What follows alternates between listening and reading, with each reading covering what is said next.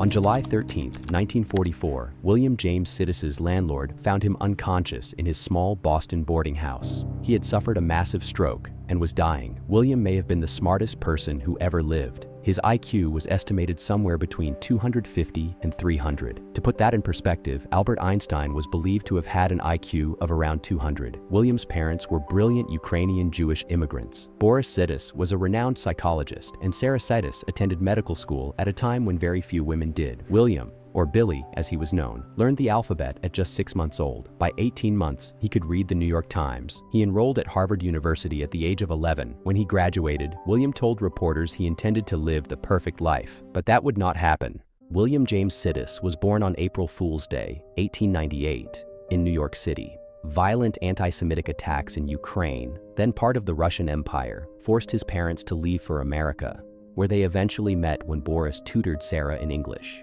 She encouraged him to attend Harvard, where he studied psychology and later applied many of those principles to raising his son. He once said, "You know the old saying, as the twig is bent, the tree's inclined."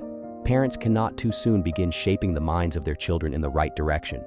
William's parents credited his extraordinary intelligence not to genetics, but to his upbringing.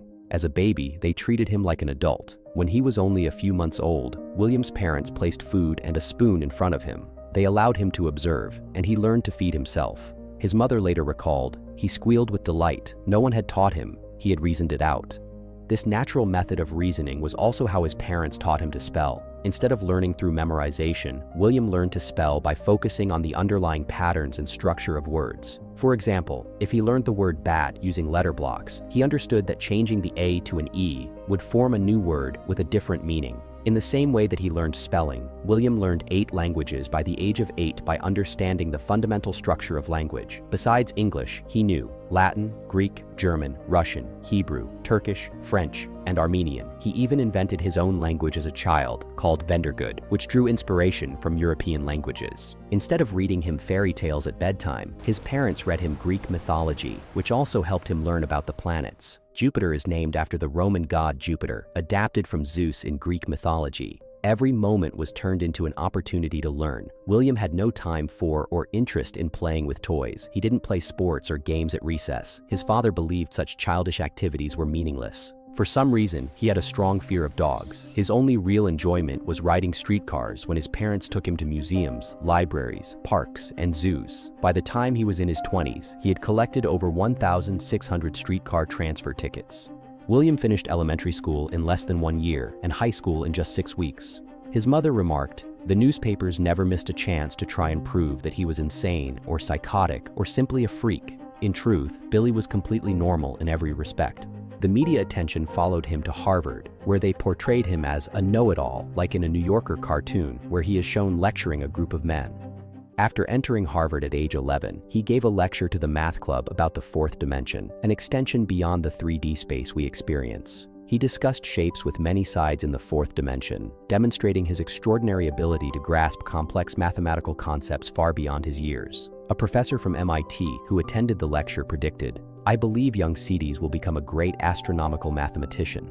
Yet, this never happened. In fact, he would later grow to resent mathematics. Shortly after the lecture, he became ill, which made headlines. The media reported that he had suffered a mental breakdown, a rumor that followed him for the rest of his life. He lived with his family on an estate in New Hampshire, which also housed the sanatorium Boris was running.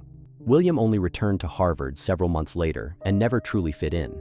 His biographer, Amy Wallace, described him as a complete oddity in the eyes of his fellow students. He had none of the social graces, no interest in sports or girls, and was several years younger.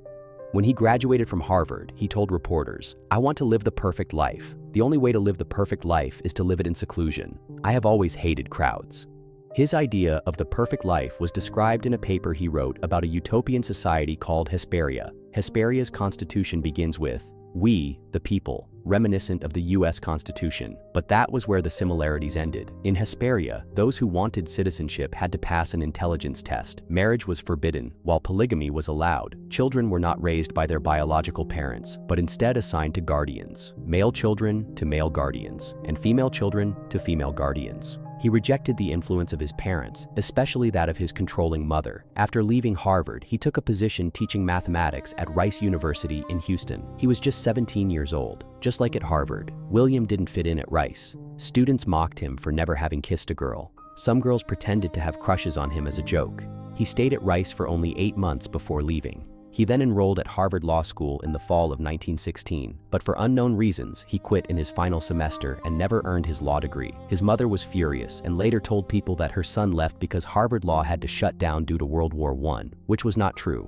William was strongly anti-war. He refused to register for the draft and nearly went to prison if it weren't for the Armistice of 1918, which ended World War I. He became deeply involved in politics. He was briefly jailed after leading a May Day rally in Boston, an anti-war, workers' rights protest organized by socialists that turned violent.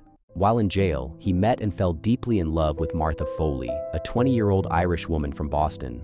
Despite previously claiming that women did not appeal to him, he followed Martha to New York after his release. They kissed, but she made it clear there would be nothing more. William's unrequited love may have shaped the course of his life. He carried a photograph of her in his pocket until the day he died. Despite his brilliance, William never achieved greatness. Any work that showed promise was largely ignored. In 1925, he published a book challenging the second law of thermodynamics, the idea that the universe is moving toward heat death, where energy is evenly distributed and nothing can function or change. In The Animate and the Inanimate, he explored the possibility of reversing this process. He suggested that living systems might tap into a hidden energy source to counteract it. He used the example of a ball rolling down stairs, which when played in reverse appears to be pushed upward by an unseen force. He acknowledged that his theory was speculative, and it was never proven, but it was never taken seriously either. There wasn't a single review when it was published. He had made headlines as a child prodigy and for his private life, yet no one paid attention to his academic work.